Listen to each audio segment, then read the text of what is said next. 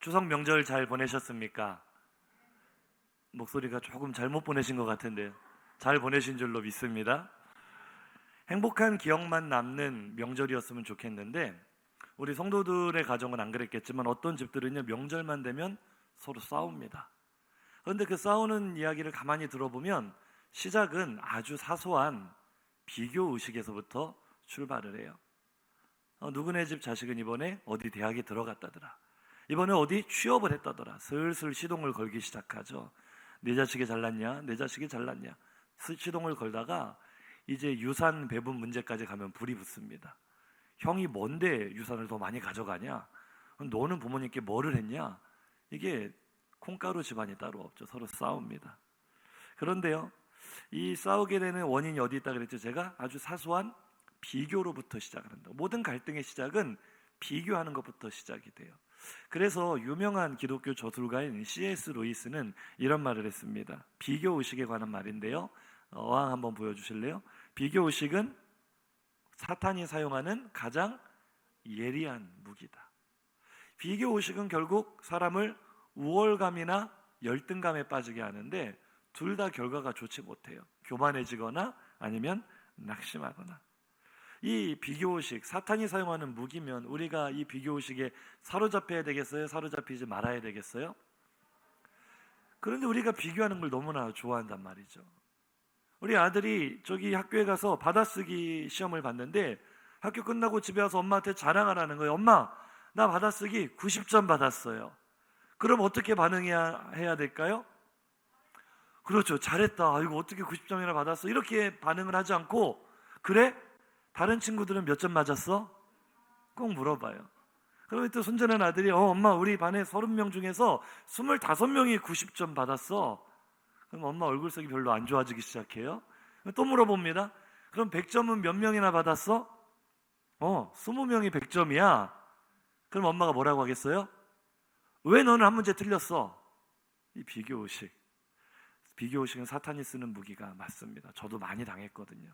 어렸을 때 그냥 그 모습 그대로 평가해주고 잘했다고 칭찬해주면 얼마나 좋겠어요. 한번 인사하시죠. 잘했다고 칭찬해 줍시다. 그래서 오죽하면 예전에 어른들은 기억하실 거예요. 인기 있었던 소설 제목이 뭐예요? 행복은 성적순이 아니잖아요. 워낙 인기가 있어서 영화로도 제작이 되었는데 우리는 이 제목처럼 살지 못하는 것 같아요. 여전히 성적순에서 행복을 찾을 때가 많습니다. 남들보다 내가 더 뛰어나고 남다른 무엇인가가 있어야만 인정받고 성공할 수 있다고 믿는 거죠. 그런데 우리만 그런 게 아니라 성경 인물들도 그랬던 것 같아요. 성경에 보면 이 요한과 야고보죠. 그 아버지의 이름이 세베대인데 그 세베대의 부인 요한과 야고보의 어머니가 하루는 예수님을 찾아왔어요. 왜 찾아왔는가 하고 보니까 마태복음 20장 20절 이하입니다. 같이 볼까요? 그때 세베대의 아들의 어머니가 그 아들들을 데리고 예수께 와서 절하며 무엇을 구하니? 예수께서 이르시되 무엇을 원하느냐? 이르되 나의 이 두 아들을 주의 나라에서 하나는 주의 우편에 하나는 주의 좌편에 앉게 명하소서. 아멘. 아마도 성경에 기록된 최초의 낙하산 인사 부정 청탁입니다. 2+ 한우라도 사가지고 왔는지 모르겠어요. 예나 지금이나 엄마들의 찜맛바람 무섭죠. 내 아들들이 다른 제자들보다 더 높은 곳에 있기를 원합니다. 주님의 가장 가까운 자리 오른쪽 왼쪽에 내 두 아들이 앉게 해주십시오. 왜 이런 부탁을 할까요? 또 이 이야기가 있은 후에 제자들이 서로 싸우죠. 누가 크냐 하는 말로 서로 싸웁니다. 우리 안에 다 이 비교의식이 있다는 거예요. 행복은 성적순이 아니라고 말하지만 사실은 성적순에서 행복을 찾고 있는 거죠. 내가 너보다는 위에 있지, 내가 너보다는 성적이 더 좋지, 서로 싸우는 거예요. 베드로는 또 어떻습니까? 자기 마음속에 내가 최고다라는 마음을 가지고 있었던 베드로. 마태복음 26장 33절 이하 말씀인데요, 예수님께서 순환 받을 것을 예고하시면서 목자를 치니 양들이 다 흩어진다. 너희가 다 나를 버리고 도망갈 것이다 라고 말씀하셨을 때 베드로가 불쑥 나서서 호언장담하면 이렇게 말합니다. 한번 읽어보시죠. 베드로가 대답하여 이르되 모두 주를 버릴지라도 나는 결코 버리지 않겠나이다. 자, 여기까지 읽어볼게요. 아멘. 이 말 속에 담긴 뜻이 무엇입니까? 주님, 다른 놈들 믿을 거 하나도 없습니다. 나는 저 사람들과 다릅니다. 이 뜻이에요. 그러니까 베드로의 마음속에 뭐가 있는 거예요? 우월감이 있는 거예요. 야, 예수님의 제자라고 똑같은 제자인 줄 알아? 나는 달라. 너희들이 다 예수님 버려도 나는 안 버려. 나는 뭔가 특별하다. 나는 너희들보다 훨씬 더 뛰어나다라는 그런 마음이 있었어요. 근데 주님이 말씀하시죠. 네가 다 굴기 전에 나를 3번 부인할 거다. 베드로가 힘줘서 또 말합니다. 다음 구절 넘어가서요. 시작. 베드로가 이르되 내가 주와 함께 죽을지언정 주를 부인하지 않겠나이다 하고 모든 제자도 그와 같이 말하니라. 이게 사실 성경이 점잖게 표현했지만 또 그들 가운데 소동이 일어난 거예요. 왜? 베드로 너만 잘났냐?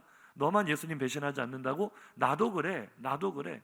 서로 질세라 힘주어 말합니다. 주님, 저 사람들 다 버려도 베드로가 배신해도 저는 배신 안 할게요.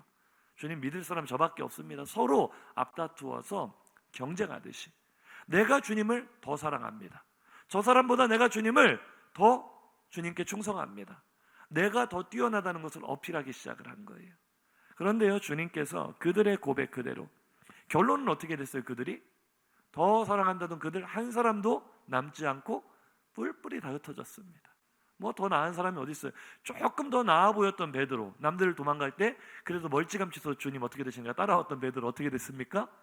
주님 말씀처럼 닭이 2번 울기 전에 3번이나 주님을 부인하는, 나는 그 사람 모른다. 마지막에는 저주까지 하면서, 자기가 사랑한다는 그 주님을 저주하면서 부인했던 베드로의 모습, 유구무원이죠.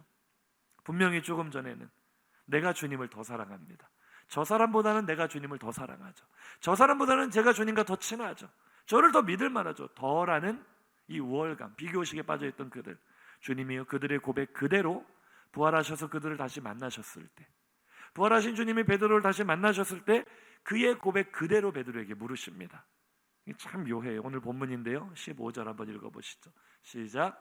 그들이 조밥 먹은 후에 예수께서 시몬 베드로에게 이르시되 요한의 아들 시몬아, 네가 이 사람들보다 나를 더 사랑하느냐. 할렐루야.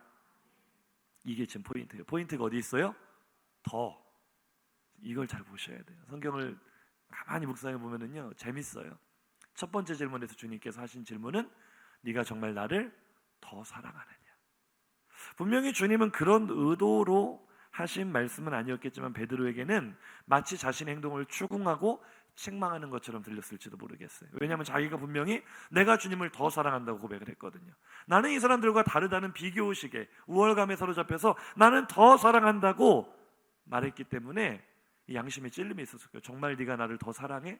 그런데 그럴 수 있어? 이렇게 들렸을지도 모르겠어요. 이 더라는 단어, 헬라어로 폴리스라는 단어를 썼는데요, 이게 비교급 단어예요. 더 많은, 더 큰, 이런 뜻이에요. 그러니까 더 많이 사랑한다, 더 크게 사랑한다. 베드로가 무슨 할 말이 있었겠습니까? 그런데 또 뻔뻔하게 베드로가 다음 구절 보세요. 그렇습니다라고 대답을 해요. 베드로 형님 진짜 얼굴에 철판 두께가 대단합니다. 그렇게 주님을 부인했으면서도 더 사랑한다고 고백을 하는데 사실은 아니죠. 우리가 이 행간 속에서 그 베드로의 감정을 좀 읽어보면, 주님, 다른 사람이 다 주님을 버릴지라도 저는 버리지 않겠습니다. 그때 그 분위기가 아니잖아요. 자신이 없어요. 주님 아시잖아요. 말끝을 흐리는 거예요. 주님이 베드로야, 너 정말 나를 더 사랑해? 라고 물으실 때 베드로가 할 수 있는 대답 무엇이었습니까? 한번 읽어보시죠. 이르되 주님, 그러하나이다. 내가 주님을 사랑하는 줄 주님께서 아시나이다. 이르시되 내 어린 양을 먹이라 하시고. 아멘. 자신이 없죠. 주님 아시잖아요. 무슨 말이에요? 유구무원입니다. 제 마음은 정말 그렇다고 말하고 싶은데 제가 한 짓을 생각해 보니, 저의 삶을 돌아보니 제가 차마 남들보다 더 주님을 사랑한다고 말하기가 어렵습니다. 주님이 아시잖아요. 그 말이에요. 지금 베드로를 의기소침하게 만든 것도 바로 비교의식이죠. 내가 남들보다 주님을 더 사랑한다고 스스로도 믿어왔는데, 남들보다 내가 주님께 더 충성한다고 자타가 공인해 왔는데, 결과를 놓고 보니 남들보다 나을 것이 하나도 없다는 거죠. 오히려 남들보다 내가 더 부족해 보인다는 거죠. 적어도 나처럼 주님을 부인하고 저주한 제자는 없으니까요. 내가 더 연약하고 더 초라해 보이는 거죠. 특히 베드로에게는 이런 기억이 있어요. 요한복음 처음 시작할 때 베드로와 예수님의 첫 만남, 예수님이 베드로를 언제 봤다고? 그를 보시자마자 축복하십니다. 뭐라고 축복하세요? 1장 42절에 시작. 데리고 예수께로 오니 예수께서 보시고 이르시되 네가 요한의 아들 시몬이니 장차 게바라 하리라 하시니라. 게바는 번역하면 베드로라. 그러니까 아람어 케파스, 또 이 베드로, 이 우리가 베드로의 본명을 알고는 이것은 예수님이 붙여주신 별명, 너무나 영광스러운 별명이에요. 무슨 뜻이에요? 반석이라는 뜻이에요. 너는 흔들림 없는 제자가 될 거다. 너는 흔들림 없는 교회의 기초가 되고 터가 될 거다. 너무나 영광스러운 게바라는 이름, 베드로라는 이름을 주님이 그에게 붙여주신 거예요. 언제요? 첫 만남에서. 그런데 지금 이 오늘 본문은 요한복음 맨 마지막이잖아요. 그동안 수많은 시간이 흘렀습니다. 많은 일들이 있어서 예수님의 십자가와 부활 사건도 이미 지나갔어요. 자, 주님의 첫 번째 예언이 무엇이었습니까? 너를 장차 게바라 하리라. 너는 장차 반석이 될 거다. 언제쯤에요? 지금 요한복음 다 끝났는데. 시작에 장차 게바라 했는데 지금 베드로의 심정은 이럴 거예요. 게바는 무슨, 반석은 무슨, 여전히 나는 요한의 아들 시몬일 뿐이에요. 그래서 주님도 오늘 베드로에게 베드로야 라고 부르지 않으시고 요한의 아들 시몬아 그렇게 부르세요. 처음 부르셨던 그 이름이에요. 베드로의 본명이에요. 네가 요한의 아들 시몬이니 장차 게바라 하리라. 베드로의 기대대로라면 지금쯤은 게바가 돼 있어야 되는 거 아닐까요? 지금쯤은 반석이 돼 있어야 되는 거 아닐까요? 지금쯤은 흔들림 없는 모습으로 남들 앞에 자랑스러운 모습, 영광스러운 모습이 돼 있어야 되는 거 아닐까요? 자기 나름대로 수제자라면서요. 근데 여전히 요한의 아들 시몬, 주님이 더 사랑하느냐 물으실 때 차마 그렇다고 말할 수 없는 연약한 모습.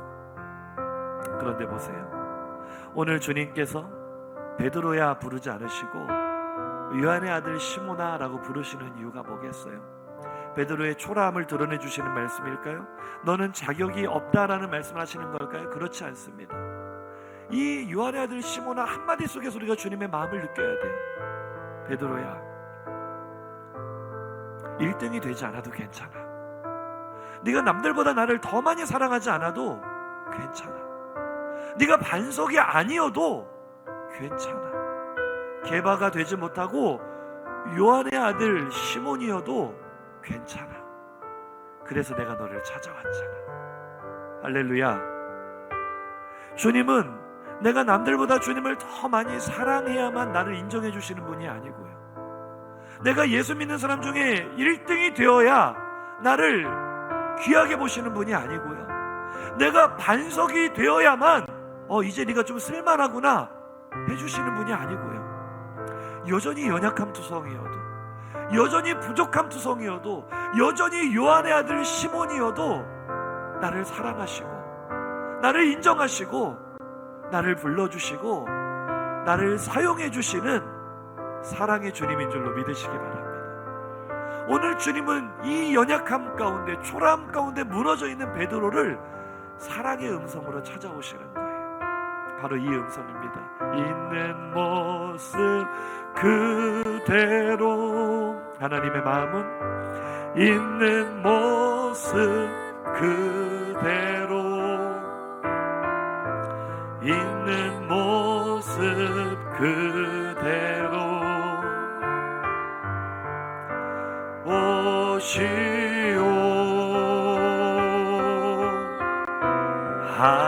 하나님은 당신이 있는 모습 그대로, 있는 모습 그대로 나오길 원하시. 우리 같이 한번 고백해 볼까요? 주님이 원하시는 것은 이것입니다. 있는 모습 그대로, 있는 모습 그 상처받으셨습니까? 고난이 많으십니까? 좌절하거나 낙심하셨습니까? 그 모습 그대로 오시오. 하나님은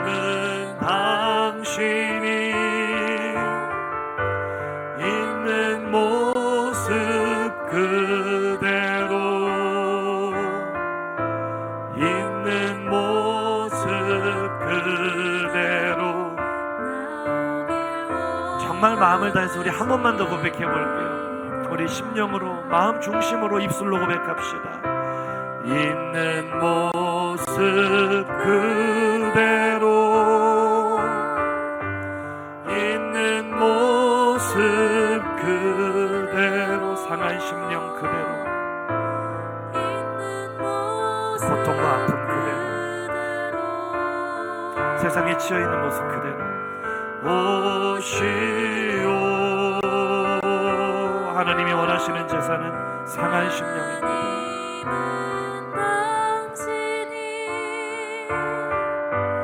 있는 모습 그대로, 있는 모습 그대로 나오길 원하십니다.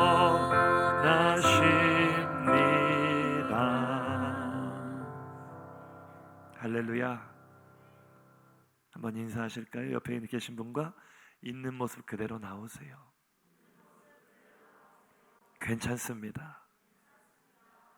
하나님이 나에게 원하시는 모습은요, 괜찮은 척, 신실한 척, 아무 문제 없는 척, 잘하는 척하는 그런 가식과 위선이 아닙니다. 어른인 척, 점잖은 척 할 필요 없다는 거예요. 누구나 주님 앞에서는 어린아이의 심령이 되어야 된다는 것이 무슨 의미겠어요? 우리가 어른이 될수록 내 속에 있는 이야기를 아무에게도 하지 못하는 고통과 외로움 속에 살아갑니다. 약한 모습을 보일 수 없기 때문에 우리는 몸은 자라 어른이 되었지만 마음속에는 늘 아이의 심령이 있는데, 이 아이의 심령을 세상은 받아주지 않아요. 패배자라고 말을 해요. 그래서 다 병든 마음을 가지고 살아가죠. 근데 주님께서는 우리에게 있는 모습 그대로 나와라. 개바가 아닌데 개바인 척하지 말고, 반석이 아닌데 반석인 척하지 말고, 유한의 아들 시몬아, 너의 상한 심령 그대로, 너의 세상에서 찢어지고 아픈 심령 그대로, 낙심하고 소망을 잃어버린 그 모습 그대로 나에게 나와라. 주님께서 그 마음 받아주시는 줄로 믿으시기 바랍니다. 요즘 새벽에 우리가 출애굽기 묵상을 하고 있는데요, 어제 묵상 본문에 이런 말씀이 있었어요. 오늘 저녁에도 다시 한번 나눌 텐데요, 출애굽기 20장 25절입니다. 시작. 내가 내게 돌로 제단을 쌓거든 다듬은 돌로 쌓지 말라. 내가 정으로 그것을 쪼면 부정하게 함이니라. 아멘. 예배드리는 모습, 예배자의 모습에 대해 말씀을 하시는데 돌을 다듬지 말라고 하십니다. 있는 모습 그대로 쌓으라는 거예요. 하나님 앞에 특별하게 속마음은 아니면서 지금 내 상태는 그게 아닌데 거룩한 척 위선 떨지 말고, 외식하지 말고.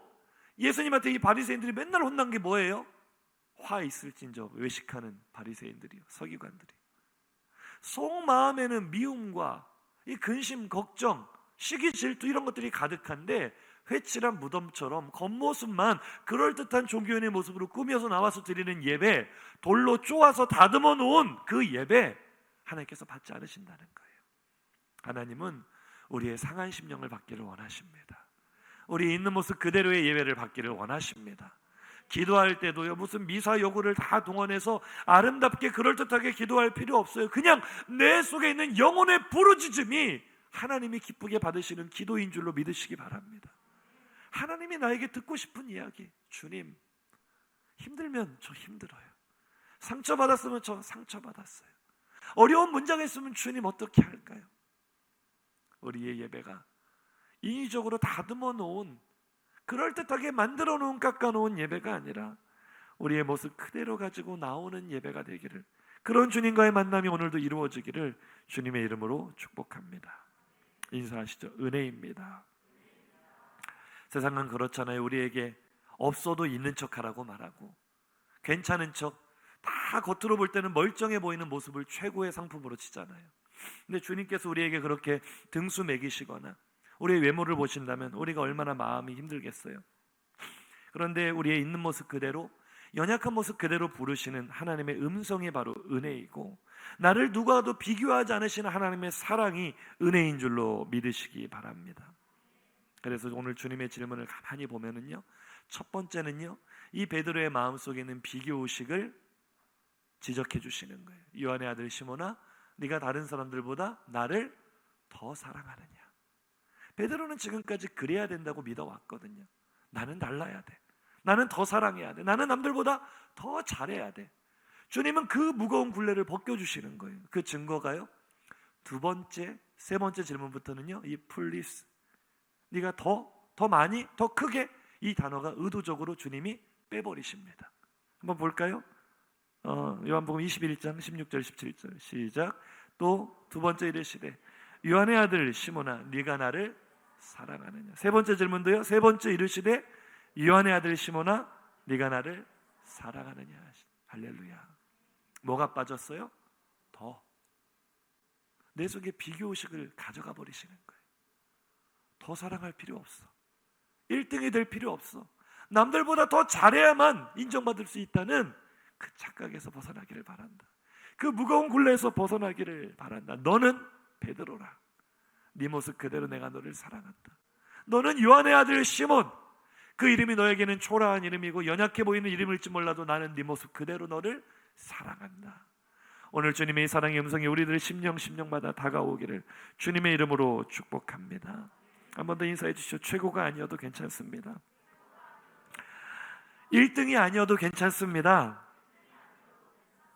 주님은 그 모습 그대로 사랑하십니다. 할렐루야. 이렇게 베드로 속에 있는 비교의식을 없애주시고 그의 마음을, 그의 심령을 어루만져 주신 주님께서는 이제 앞으로 베드로가 걸어가야 할 길과 그의 마지막 모습까지 예언해 주십니다. 18절 19절 시작. 내가 진실로 내게 이르노니 네가 젊어서는 스스로 띠띠고 원하는 곳으로 다녔거니와 늙어서는 내 팔을 벌리리니 남이 내게 띠띠우고 원하지 아니하는 곳으로 데려가리라. 이 말씀을 하심은 베드로가 어떠한 죽음으로 하나님께 영광을 돌릴 것을 가리키심이러라. 이 말씀을 하시고 베드로에게 이르시되 너는 나를 따르라 하시니. 아멘. 너의 두 팔을 벌리리니 이 말은요, 예수님처럼 십자가에 달려 죽을 것이다. 그 말씀을 예언을 하신 거예요. 성경에 기록되어 있지 않지만 이 유대 전승에 따르면 베드로가 거꾸로 십자가에 달려 죽었다는 이 전설 같은 이야기가 내려오죠. 그게 중요한 건 아니에요. 어떻게 온전히 달렸든 거꾸로 달렸든 그게 중요한 게 아니라 오늘 주님께서 베드로의 이 앞으로 일어날 일들에 대해 말씀하신 것은 우리에게는 너무 무섭다. 어떻게 순교하라는 말씀을 저렇게 하실까? 그게 아니라 요한복음의 특징이 있어요. 주를 위한 죽음을 조금 전에도 보시면 하나님께 영광, 어떠한 죽음으로 하나님께 영광을 돌릴 것인가? 주를 위해 복음을 위해 죽는 것을 최고의 영광으로 바라보는 것이 사도 요한의 시선이에요. 그러니 이 말씀은 베드로에게 무섭고 떨리는 말씀이 아니라 너무나 감격스러운 말씀인 거예요. 지금 베드로는 예수님을 배반했다는, 예수님을 부인했다는 죄책감 때문에 정상적인 삶을 살지 못하고 있어요. 그리고 결국 선택한 것이 예전의 삶으로 돌아온 것이었어요. 물고기 잡으러 갈릴리로 돌아와 버렸습니다.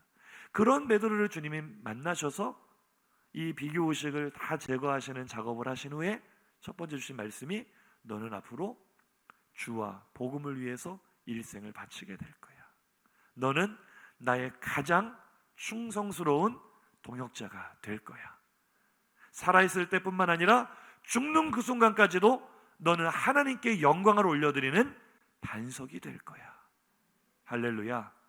베드로의 잃어버렸던 사명, 베드로의 잃어버렸던 열정이 오늘 주님의 이 말씀 안에 온전히 살아난 줄로 믿으시기 바랍니다. 주님은 우리 안에 찾아오셔서 우리의 상한 심령을 어루만지시고 위로하는 자리에서 멈추는 것이 아니라 우리를 회복시켜 주시는 주님이신 줄로 믿으시기 바랍니다. 내가 잃어버린 사명을 회복시켜 주세요. 우리 지난주에 찬양했잖아요. 내가 버린 십자가 다시 짊어질 수 있도록 주님이 나에게 용기를 주시고 힘을 주시고 우리 모두가 경험한 구원의 감격과 기쁨이 같은 것인 줄로 믿으시면 아멘 하시기 바랍니다. 우리 다 그 은혜를 받았어요. 나 같은 인생이 참 무가치한 것들의 삶을 허비하며 살았던 나를 주님의 영광스러운 복음의 길로 인도하신 그 은혜 얼마나 감사합니까? 평생 감사하고 감격해도 다 갚을 수 없는 은혜인 줄로 믿습니다. 그런데요, 잃어버린 신분과 소속이 회복된 이 기쁨도 잠시뿐이었어요. 베드로는 또 비교의식에 사로잡히고 맙니다. 베드로의 모습이 바로 우리의 모습이거든요. 오늘 본문 20절 21절입니다. 이 회복된 사명 바로 직후에 시작. 베드로가 돌이켜 예수께서 사랑하시는 그 제자가 따르는 것을 보니 그는 만찬 속에서 예수의 품에 의지하여 주님을 파는 자가 누구오니까. 자, 여기까지요. 아멘. 예수님께서 베드로야, 너는 앞으로 반석이 될 거야. 이제 이런 삶을 살 거야. 그리고 마지막 주신 말씀이 나를 따르라. 너는 나를 따르라. 베드로가요, 이 감격에 겨워서, 기쁨에 겨워서 내가 다시 주님을 따라야지, 몸을 일으켜서 주님을 따르려고 하는 순간 웬 놈이 나보다 앞서서 주님을 따르는 것을 보는 순간 갑자기 기분이 박상하는 거예요. 여전히 베드로 마음속에 남아있는 내가 최고여야 돼, 내가 1등이어야 돼, 내가 수제자야, 그 마음이 무너지는 사건이 참 이 눈에 가시예요. 이렇게 표현하면 좀 미안하지만 베드로가요, 이 누굽니까? 사도 요한, 예수님과 가장 가까운 사이, 주님의 품에 의지해서 눕기도 하고 주님 따라다닐 때 늘 빠지지 않고 주님 뒤를 졸졸 따라다니는 그 닉네임이 주님이 사랑하시는 제자. 베드로는 자기 자신에게 이 사명을 회복시켜 주신 주님의 은혜에 감사하고 그대로 따라가면 되는데, 내가 이제 주님을 따라야겠다, 몸을 일으키는 순간 누가 눈에 보여요? 요한이 눈에 보이는 거예요. 베드로 속에 있는 시기심과 질투심이 발동을 하기 시작합니다. 조금 전에 나에게 회복시켜 주신 그 구원의 기쁨과 감격은 온데간데 없이 베드로의 반응은 무엇입니까? 다음 구절이요. 다음 구절 시작. 이에 베드로가 그를 보고 예수께 여짜오되 주님, 이 사람은 어떻게 되겠사옵나이까? 아멘. 저는 이걸 베드로 컴플렉스라고 이름을 붙였는데요, 우리 사람에 다 있는 베드로 컴플렉스. 내게 주신 사명만 해도 얼마나 감사해요. 내게 주신 은혜만 해도 얼마나 감사해요. 그런데 꼭 우리는 이거를 다른 사람과 비교한다고요. 비교. 또다시 비교에 사로잡혀서 시기하고 질투하고 실망하고 낙심할 때가 많아요. 베드로가 은근히 예전부터 요한에게 라이벌 의식을 가지고 있어요. 경쟁심을 가지고 있어요. 그래서 그 사건이 있잖아요. 예수님께서 부활하시고 막달라 마리아가 빈 무덤을 보고 와서 제자들에게 예수님이 시체가 없어졌다, 무덤이 비었다 했을 때 세기의 100m 달리기 경주가 벌어지잖아요. 모르셨어요? 한번 보시죠. 요한복음 20장 3절 4절 시작. 베드로와 그 다른 제자가 나가서 무덤으로 갈새 둘이 같이 다름질하더니 그 다른 제자가 베드로보다 더 빨리 달려가서 먼저 무덤에 이르러. 할렐루야. 자, 여기서 그 다른 제자가 누구일까요? 퀴즈. 신령하십니다. 어떻게 그렇게 잘하세요? 요한복음에서 조금 애매하게 표현한 사람은 전부 다 요한 자신이에요. 그 제자, 사랑하시는 제자, 다른 제자, 자기 이야기거든요. 예수님의 무덤이 비었다는 소식을 듣자마자 세기의 경주, 누구와 누구의 대결이 벌어집니까?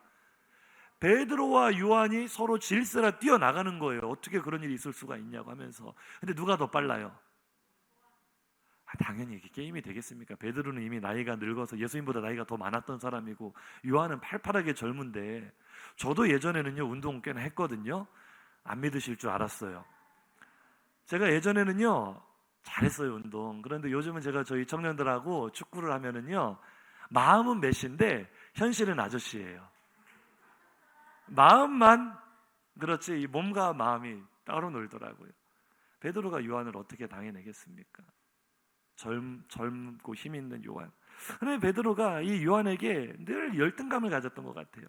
주님이 나보다 요한을 더 사랑하시는 것 같기도 하고, 능력면으로 봐도 나보다 요한이 더 뛰어나 보이기도 하고, 그런데 지금 자기가 그런 거 따질 처지가 아니었는데 나를 따르라는 주님의 음성에 고개를 들어보니 요한이 먼저 따르고 있는 모습을 보니까 이 속에서 부글거리던 이 라이벌의식, 경쟁심이 또 올라오는 거예요.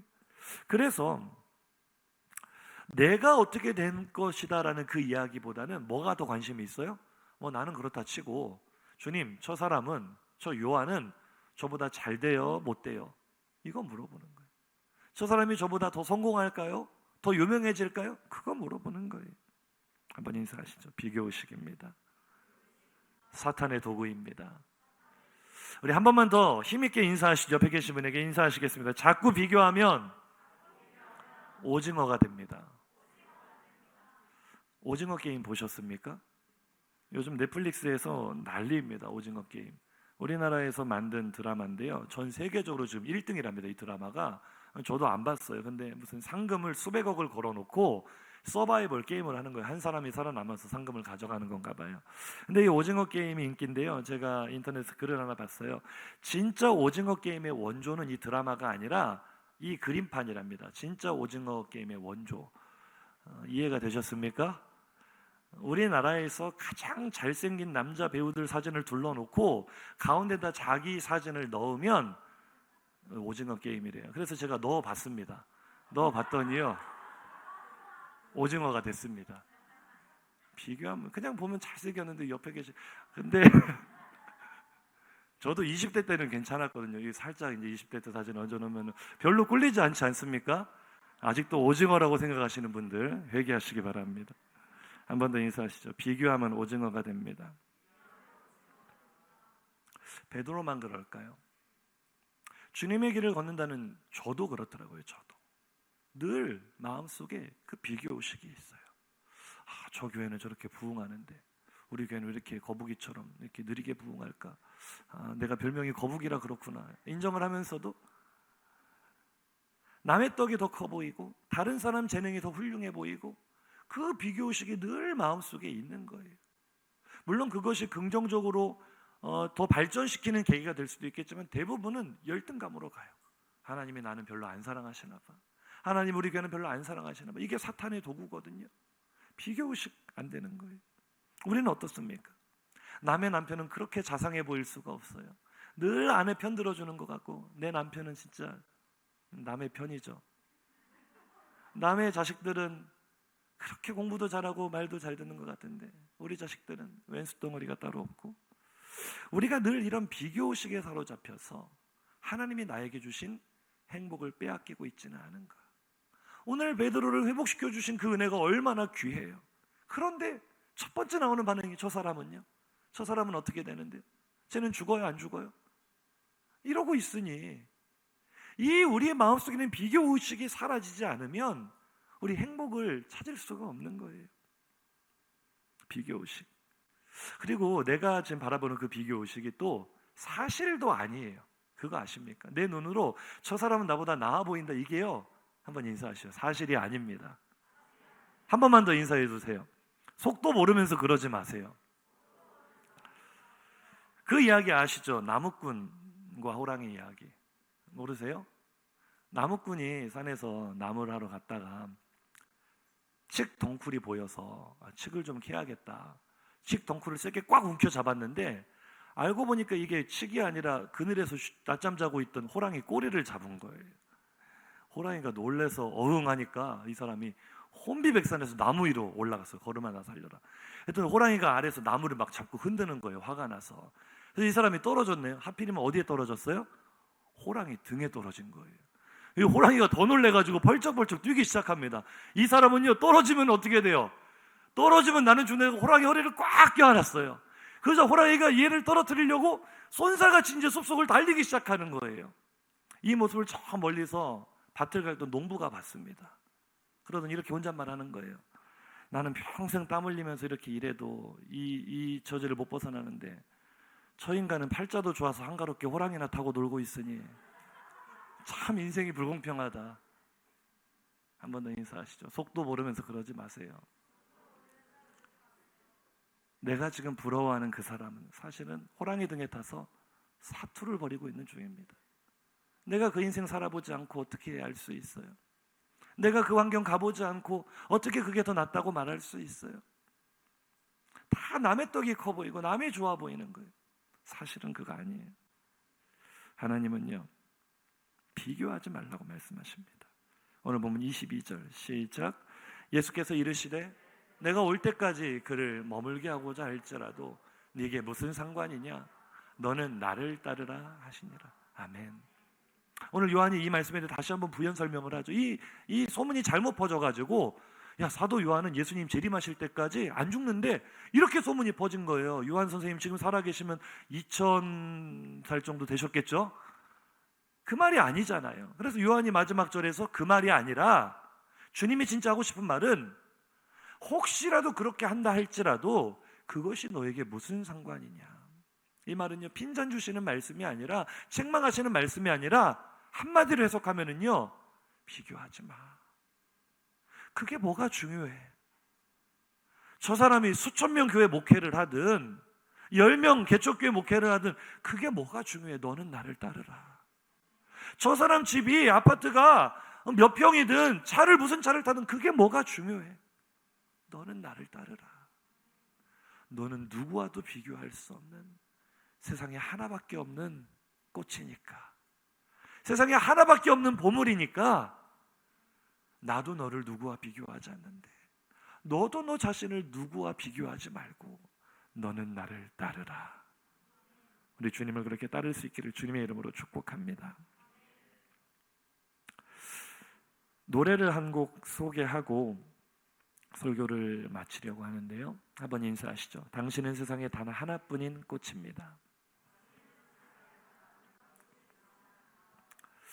일본 아이돌 그룹인데요, 1991년에 데뷔를 했습니다. 한번 사진 보여주세요. 그때 아주 풋풋한 10대 소년들인데요, 2016년까지 26년 동안 활동을 하고 해체를 했어요.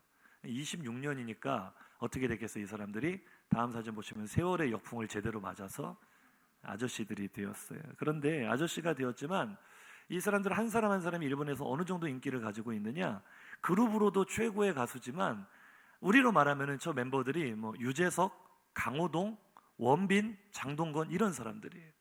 드라마를 찍었다 하면 시청률이 50%씩 나오고, 예능 MC를 봤다 하면 최고로 인기가 많고, 각자가 굉장히 영향 있는 최고의 스타들. 근데 이분들이요, 2003년에 노래를 한 곡 발표를 했는데 그 노래 제목이 다음 사진 보시면 세카이니 히토츠 다케노 하나, 세상에 하나뿐인 꽃이라는 이 노래를 발표를 했는데, 우리가 일본 문화라고 무조건 배척할 것이 아니라 좋은 거는 참 배워야 돼요. 이게 노래가 찬양은 아닌데 메시지가 굉장히 복음적이에요. 근데 사람들도 그걸 아나 봐요. 사람들이 이 노래에 얼마나 감동을 많이 받았는지, 지금 일본에서 이 노래 모르면 간첩입니다. 남녀노소 누구나 따라 부르는 국민가요가 됐거든요. 일본에는 오리콘 차트라는 이 음반 차트가 있는데, 이 차트에 순위를 올리는 것만도 굉장히 힘든 일이에요. 우리나라 최고의 가수들이 가수 순위에 한번 올릴까 말까 할 정도인데, 이 노래가 이 차트에서 1년 동안 내려오질 않았어요. 그래서 제목은 세상에 하나뿐인 꽃인데 별명은 괴물꽃입니다. 왜 저 노래는 없어지지 않냐, 계속 있냐. 이 노래를 제가 예배 시간에 보여드리기는 조금 그래서 오늘 최초 공개, 예배가 딱 마치는 순간 우리 밴드에 이 노래 영상이 올라가도록 제가 예약을 해놨습니다. 잘 올라갈지는 모르겠는데 예배 마치고 집에 가셔서 보세요. 제가 노래 가사를, 번역된 가사를 잠시 소개하고 설교를 마치겠습니다. 이 노랫말입니다. 꽃가게 앞에 있는 꽃들을 보고 있었어요. 사람마다 좋아하는 꽃은 다르지만 모두 다 예쁘네요. 이 속에서 누가 제일 예쁜지 다투지도 않고 바구니 속에서 자랑스럽게 가슴을 펴고 있어요.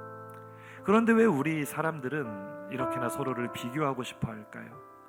한 사람 한 사람이 서로 다른데도 왜 꼭 그 속에서 1등이 되고 싶어 할까요? 그래요, 우리들은 모두 세상에서 하나뿐인 꽃이에요. 한 사람 한 사람이 서로 다른 씨앗을 가지고 있어요. 그 꽃을 피우는 일에만 최선을 다하면 되는 거예요. 작은 꽃이나 큰 꽃이나 무엇 하나 같은 것은 없으니까 최고가 되지 않아도 괜찮아요. 당신은 원래부터 특별한 단 한 사람이니까. 아멘 할 뻔했어요. 제가 너무나 이 가사가 복음적이라. 우리 세상 노래 속에서도 하나님의 마음을 느낄 수가 있어. 하나님이 나에게 들려주시는 노래처럼 느껴지는 거예요. 왜 남들과 비교하냐는 거예요. 저 꽃은 나보다 더 큰데요, 저 꽃은 나보다 더 향기가 진한데요. 하나님께서 우리에게 말씀하시죠. 내게 무슨 상관이냐, 비교하지 말라는 거예요. 너는 너대로 귀하고 아름답다. 너는 세상에 하나밖에 없는 존귀한 꽃이니 다른 사람과도 비교하지 말고 내가 너에게 준 복음의 씨앗 가지고 너의 꽃을 피우기만 하면 된다. 우리가 그렇게 자신의 꽃을 피워낼 때 주님은 반드시 우리에게 잘하였도다 착하고 충성된 종아 칭찬하실 줄로 믿습니다. 우리 오늘 이 말씀을 잘 기억하시면서 우리 주님의 사랑 어떤 사랑이죠? 내가 남들보다 좀 부족하다고 비교하시거나 타박하는 것이 아니라 오히려 더 귀하게 여기시는 탕자 이야기 보세요. 둘째 아들이 참 못 볼 몰골로 왔잖아요. 그때 이 아버지는 손에 가락지를 끼우고 옷에 옷을 입히고 발에 신을 신기고 가장 살찐 송아지를 잡아서 우리 환영 파티를 하죠. 잔치를 벌이죠. 우리 주님의 마음. 여전히 내가 부족하다는 비교의식에 사로잡혀 계십니까? 열등감에 사로잡혀 나는 반석이 아닙니다 울고 계십니까? 우리 나의 비교의식을 다 걷어가시고 있는 모습 그대로 사랑하시는 주님 앞에 담대하게 나올 수 있기를 주님의 이름으로 축복합니다.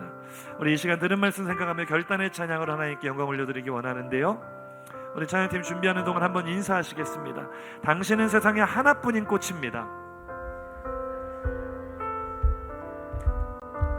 당신은 누구와도 비교할 수 없는 꽃입니다. 한 번만 더 인사하시죠. 우리 복음의 씨앗을 가지고 예수 향기 날리는 꽃을 피워냅시다. 우리 하나님의 사랑 안에 그 꽃을 피워가기를 주님의 이름으로 축복합니다.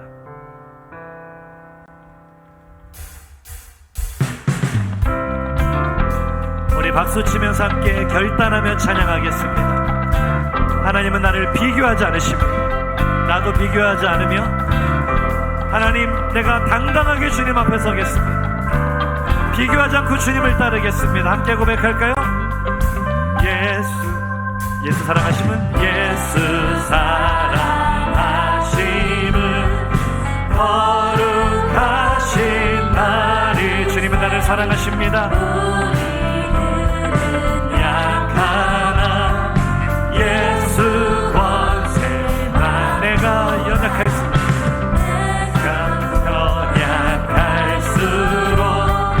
더욱 귀히 여기사 높은 보좌 위에 낮은 나를 고백합니다. 날 사랑하신, 날 사랑하신, 아멘. 날 사랑하신, 믿으십니까? 날 사랑하신 성령, 우리 한 번 더 고백할까요? 예수 사랑하심은, 예수 사랑하심은 거룩하신, 나는 비록 약하지만, 나는 비록 아직 반석이 되지 못했지만, 나는 최고가 되지 못했지만 주님은 나를 사랑하십니다. 그 권세가 그거 놀라우십니다. 할렐루야. 날 사랑, 날 사랑하신, 날 사랑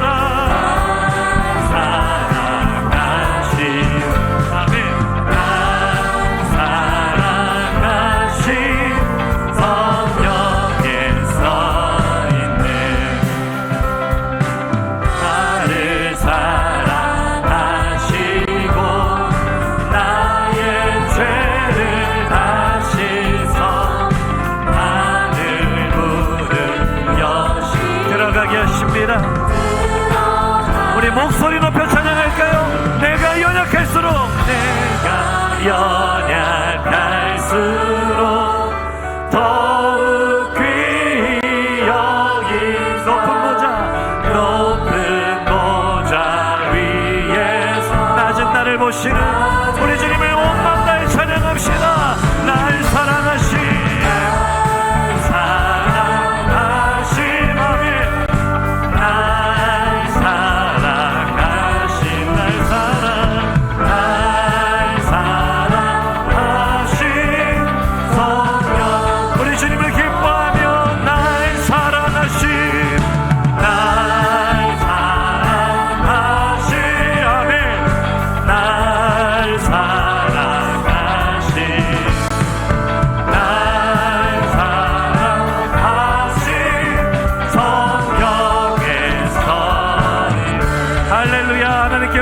올려드립니다. 날 사랑하시는 주님 감사합니다. 우리 함께 결단의 기도 올려드리겠습니다. 말씀을 들었을 때 이 말씀으로 나의 입술을 통해 결단하며 다짐할 때 하나님께서 나의 결단대로 다짐대로 이루어 주실 줄로 믿습니다. 나는 그동안 어떤 비교의식에 사로잡혀 있었습니까? 나는 누구를 바라보고 누구와 나를 비교하며 열등감에 혹은 우월감에 실수하고 있었습니까? 주님은 어떤 사람도 비교하지 않으십니다. 우리들 한 사람 한 사람을 가장 존귀한 하나님의 형상으로 지으셨을 뿐만 아니라 독특한 달란트와 사명을 주신 줄로 믿습니다. 장미가 아름다운지 백합이 아름다운지 어떻게 비교할 수 있겠어요? 서로 모양이 다르고 쓰임이 다릅니다. 우리는 비교할 수 있는 대상이 아니라 한 사람 한 사람이 하나님 나라에 존귀하고 독특하고 유일하고 특별한 세상에 하나뿐인 꽃인 줄로 믿습니다. 이 시간 기도하실 때 하나님, 다시는 사탄의 예리한 도구인 비교의식에 속지 않게 하여 주옵소서. 나의 능력을 비교하고 경제력을 비교하고 성격을 비교하고 외모를 비교하고 나의 가족들을 비교하고 나의 직장과 학교를 비교하는 나의 어리석은 비교의식으로부터 나를 건져주시고 내가 누구인지 하나님의 자녀된 영적인 신분, 영적인 자존감 회복하게 하여 주옵소서. 나를 사랑하시는 주님의 그 사랑 안에 당당하게 가슴을 펴고 복음의 꽃을 피우는 일에만 전심전력하게 하여 주시옵소서. 이러한 제목으로 주여 한번 부르짖고 통성으로 기도합니다. 주여, 살아계신 하나님 감사합니다. 하나님, 오늘 말씀을 마음에 새기며 나를 비교하지 않으신 하나님,